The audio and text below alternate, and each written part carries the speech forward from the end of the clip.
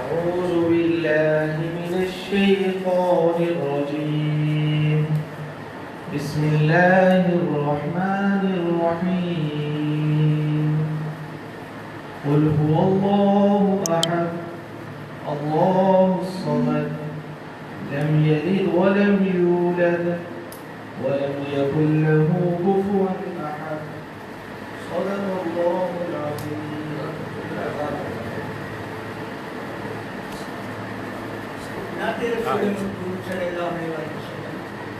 پیش کرنے کے لیے تشریف لاتے ہیں بکر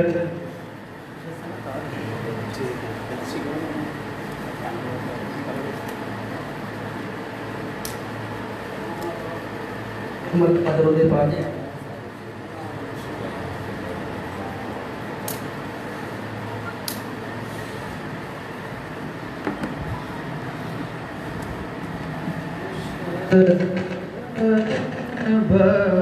بخت ہے دیدار جنہیں کا ہوا ہے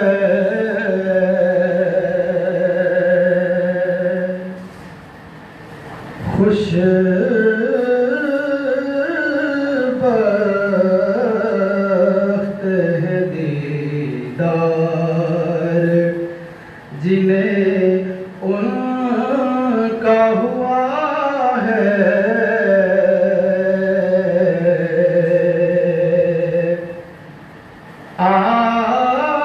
آقا کا جنہیں خلد میں بھی ساتھ ملا ہے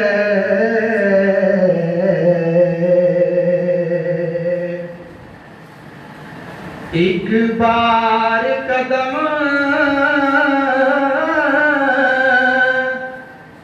چومے ہے جس خاک نے ان کے ایک بار قدم چومے ہے جس خاک نے ان کے ہے میرا یہ ایمان کہ وہ خاک شفا ہے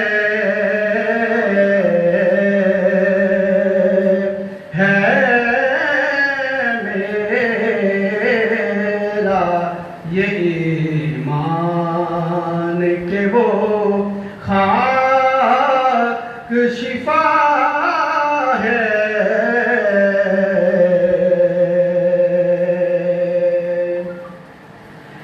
یوسف کی دیوانی تھی فقط ایک زلیخا یوسف کی دیوانی تھی فقط ایک زلیخا آقا کے دیوانوں سے جہاں سارا بھرا ہے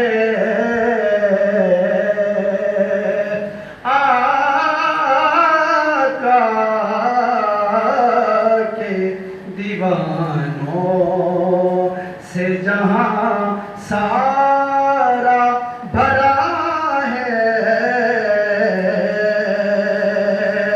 آقا کا جنہیں خود میں بھی ساتھ ملا ہے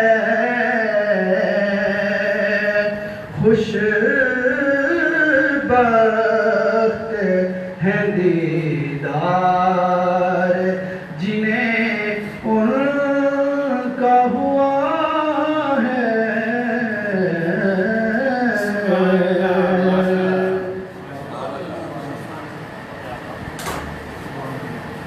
یہ تھے جناب ابو بکر نادر جو نعت شریف پیش کر رہے تھے. اب تقریب کا آغاز ہوتا ہے. ابتداً میں چند لائنیں دوبارہ سے پڑھوں گا. تھوڑی دیر پہلے میں کچھ پڑھا ہے.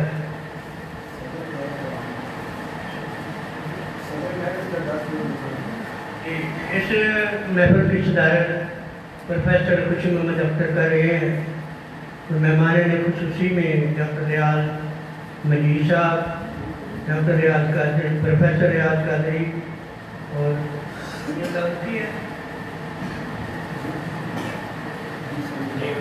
اور جناب سمیع اللہ عرفی مہمان خصوصی پر سوال سے تشریف لائے.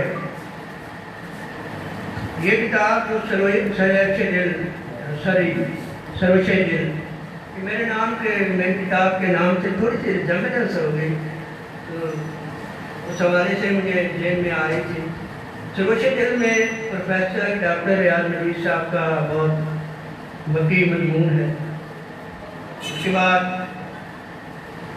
مجھید مدان کا، عادل یزدانی کا، سروش دل کا شاعر کے عنوان سے میری نظر میں، اور پروفیسر خالد شبیر احمد صاحب کا مضمون ہے.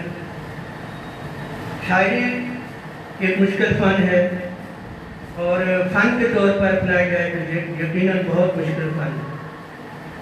بہت سے دوست شعر کہتے ہیں، شعر ہو جاتے ہیں، لیکن فن کو پوری طور پہ سمجھ نہیں پاتے، جس کی وجہ سے بعض جگہ پہ ڈھول بھی ہوتے ہیں، کمزوریاں بھی ہوتی ہیں.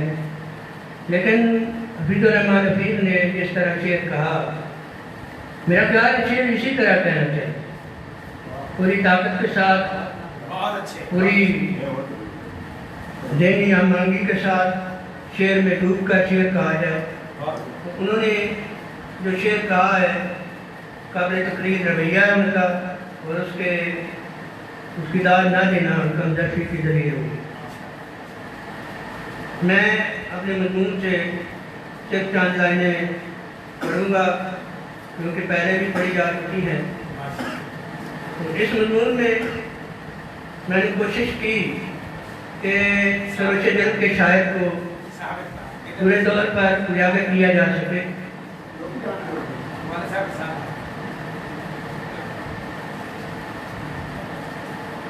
پیراگراف ایک آدھ پڑھوں گا، پھر میں جناب ندیم اعظم وغیرہ کو دعوت دوں گا کہ وہ تشریف لائیں اور اپنا مضمون پڑھیں.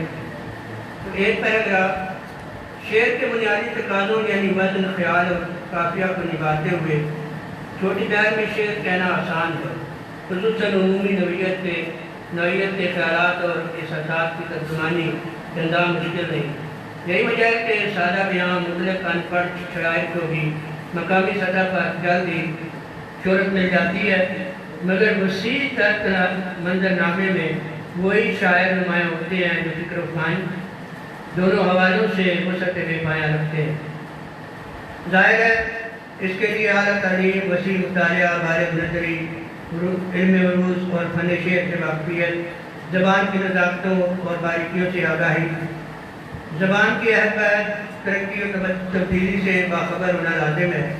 آخر ذکر معاملہ ایسا ہے کہ اس میں عام درجے کے شاعر کو پڑھنا ہی نہیں چاہیے، کیونکہ ساختیات اور زبان کی شکست تاریخ کے چکر میں پڑھ کر وہ اپنی شاعری کا حلیہ بگاڑ دیتا ہے. الفاظ کے مروجہ اور قابل فہم معنی سے ہٹ کر ان کی نئی معنی تشکیل ایک عزم و تدریجی عمل ہے جس میں بعض اوقات مدتیں لگ جاتی ہیں.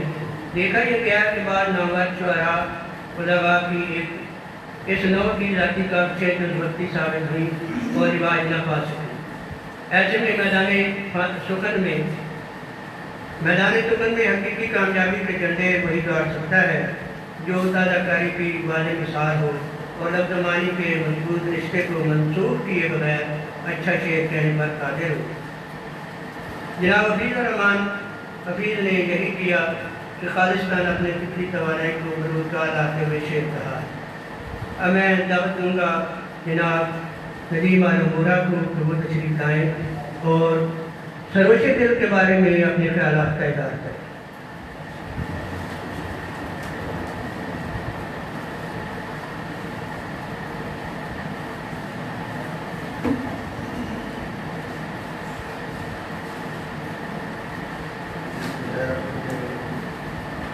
صاحب صدر کی اجازت سے کچھ باتیں کتاب کے بارے میں، لیکن اس سے پہلے کچھ باتیں اپنے بارے میں۔ ہمیشہ الجھن ہوتی ہے جب دائیں طرف ایسے لوگ بیٹھے ہوں اور بائیں طرف مزید ایسے لوگ بیٹھے ہیں اور سامنے ابراہیم الحق چوہان صاحب جیسے جنس بیٹھے ہیں، تو بات کرنا بہت مشکل ہو جاتا ہے۔ لیکن یہ حفیظ صاحب کی ان کی کتاب کے کچھ کہے بغیر گزرنا بھی ممکن نہیں ہے۔ سروش دل کے بارے میں ناچیز نے کچھ اس طرح لکھا ہے: کراچی کی لہجے کا جدید شاعر۔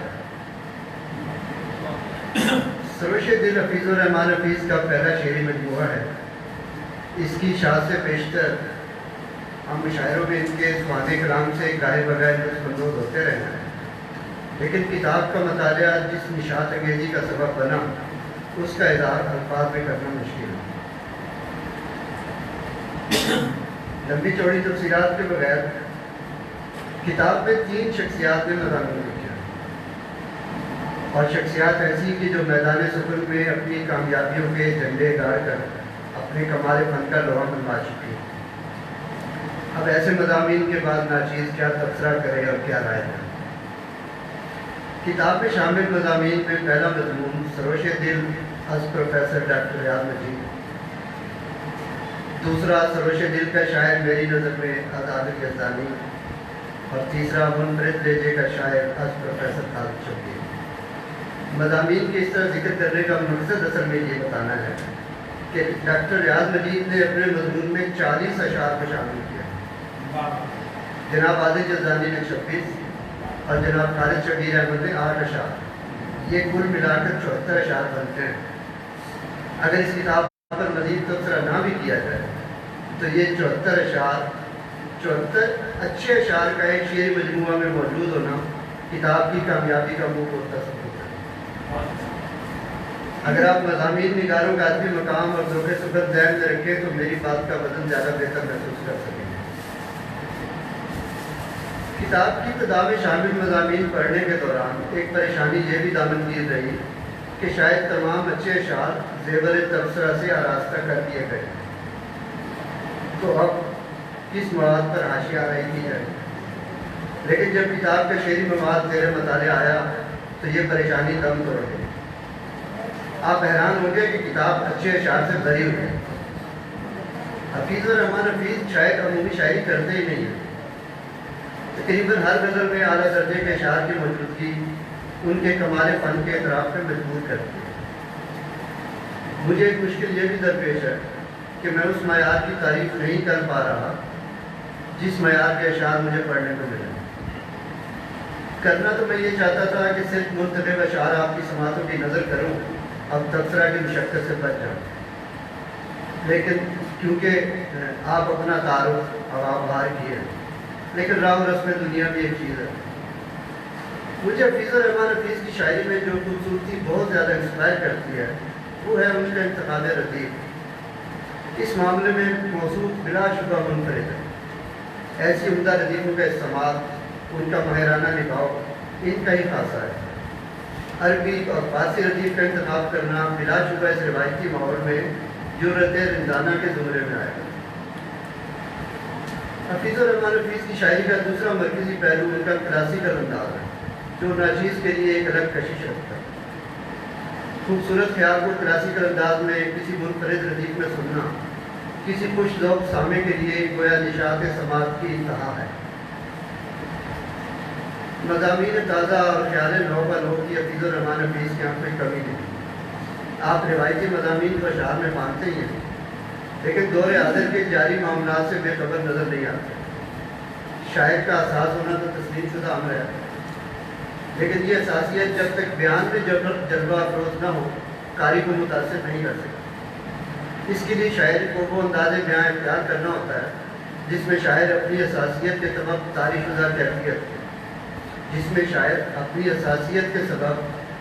تعریف شدہ کیفیت کو قاری تک اعلیٰ طریقے سے پہنچا سکے۔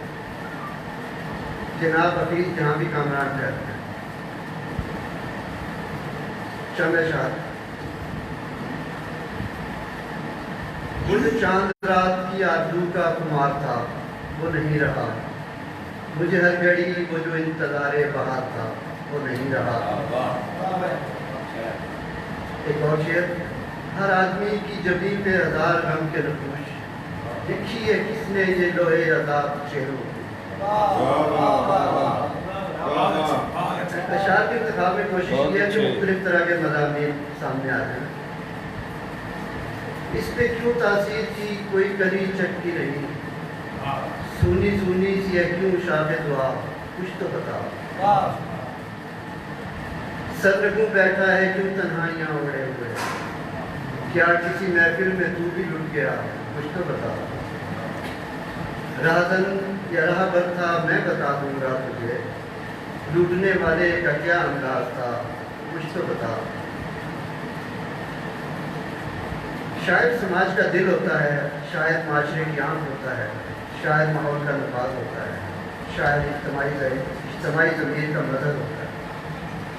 ایک سنجیدہ شاعر اپنے ارد گرد کے ماحول سے متاثر ہوتا ہے اور آس پاس پائی جانے والی بے چینی، پریشانی، غربت، دکھ، ناانصافی جیسے مسائل کو دیکھتا ہے تو خاموش نہیں رہ پاتا۔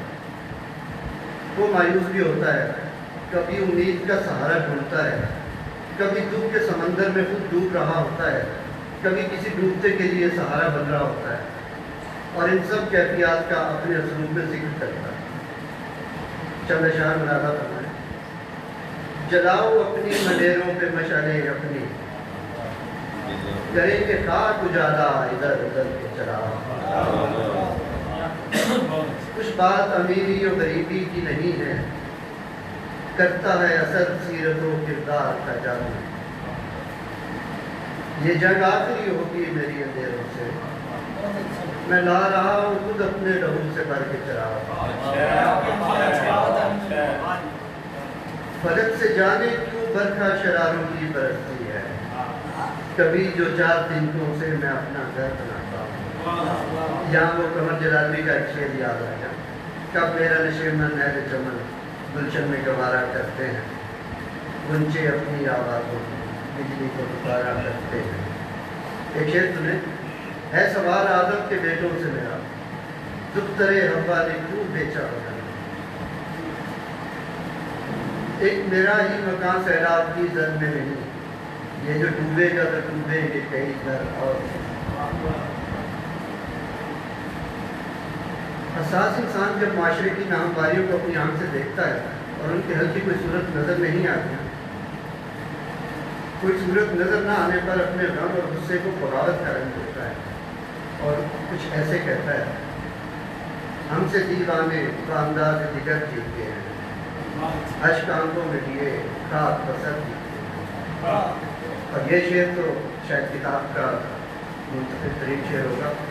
مقتل شہر کی تزئین ہماری خاطر، مقتل شہر کی تزئین ہماری خاطر، اور ہم ہیں کہ بلا خوف و خطر جیتے ہیں۔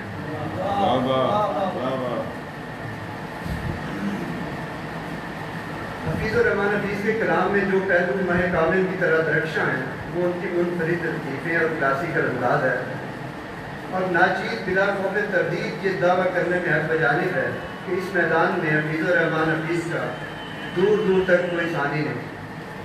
آج کے ماحول میں جہاں جدیدیت کی آسانیاں نوجوان شاعروں کو ڈبا رہی ہیں اور شوق مطالعہ کی کمی نے قاری کے ذوق سلیق کو بھی متاثر کیا ہے، مروجہ اسلوب کی شاعری سیٹ کر اپنے انداز اور اسلوب کے اشعار کہنا شاعر کی پختہ کاری کی باتیں دلیل۔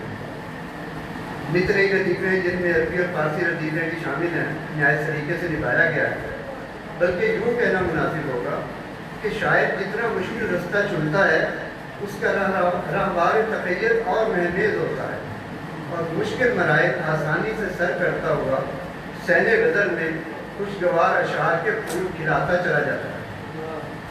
شعر سنیے، چہ کنم روح تڑپتی ہے مسلسل یار، آنکھ روتی ہے لگاتار خدایا چہ کنم،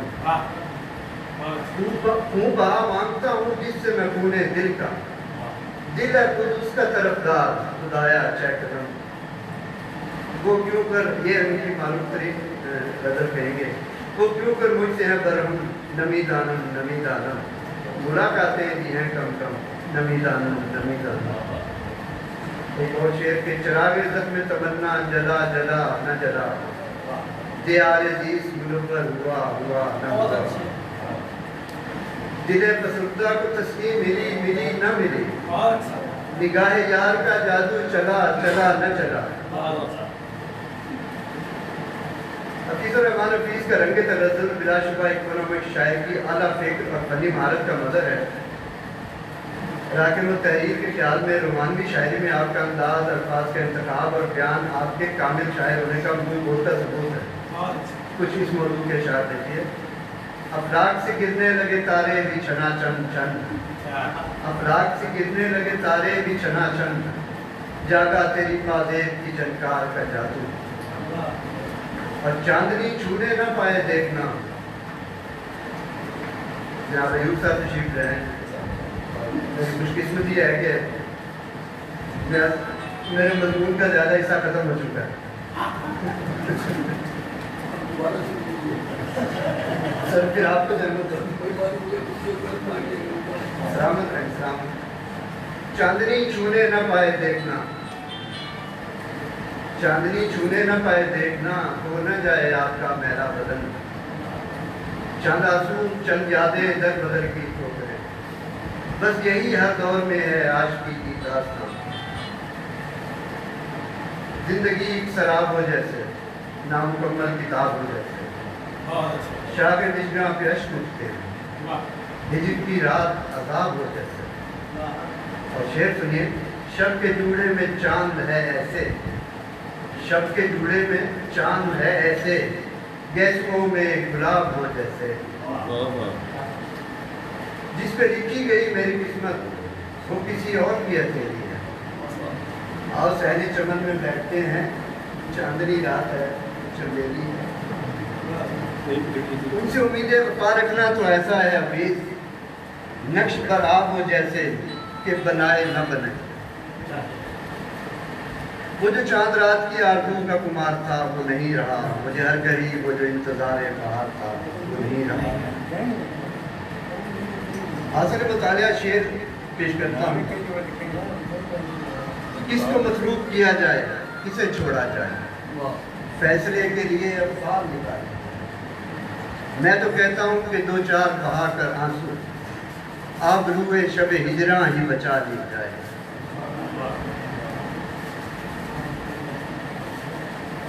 جیسا کہ شروع میں عرض کیا، یہ مجموعہ جناب حفیظ الرحمن حفیظ کا پہلا شعری مجموعہ ہے۔ انہوں نے کتاب چھاپنے میں معقول تاخیر اختیار کی ہے۔ ایک عرصہ سے جاری شاعری کو کتاب میں شامل کرنے کی چھانٹی کے دوران یقیناً مشکل مقامات بھی آئے ہوں گے۔ وقت گزرنے کے ساتھ ہر ذی شعور کچھ سیکھتا ہے، کچھ سمجھتا ہے، شاید بھی سیکھتا ہے، نظریاتی طور بھی، فنی طور پر، اور نتیجہ کلام کی پختگی کی شکل میں ظاہر ہوتا ہے۔ ناچیز رائے میں زمانی حوالے سے کلام کی ترتیب کے ساتھ کتاب میں اگر ایک حصہ مخصوص کر دیا جاتا تو قاری کو علم ہوتا کہ ابتدائی شاعری کون سی ہے اور بعد کی شاعری کون سی ہے، تو اسی تناظر میں وہ شاعری دیکھی جاتی ہے۔ کسی بھی شاعر کے لیے کتاب میں چھاپنا ایک امتحان ہوتا ہے، اور جناب حفیظ الرحمن حفیظ اس امتحان میں کامیاب اترے ہیں۔ توفیقات میں اضافے کی دعا کے ساتھ آپ سب کا تہہ دل سے ممنون ہوں کہ ناچیز کی گزارشات کامل توجہ سے سماعت فرمائیں۔ اس شعر کے ساتھ اجازت چاہوں گا۔ پاؤں گا صدا داد حفیظ اپنے ہنر کی، بولے گا ہمیشہ میرے اشعار کا جادو۔ اللہ حافظ۔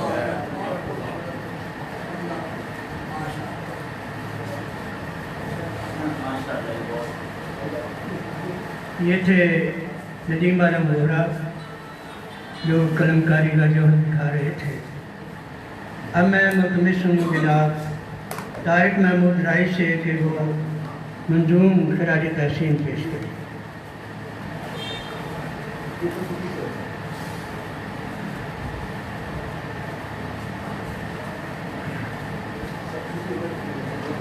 نحمدہ و نصلی علی رسول الکریم، اما بعد اعوذ باللہ من الشیطان الرجیم، بسم اللہ الرحمن الرحیم۔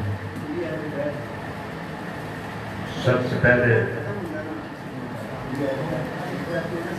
چنیوٹ میں تشریف لانے والے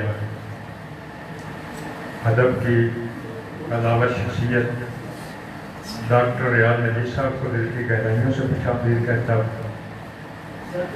اور پروفیسر خوشی محمد اختر صاحب کو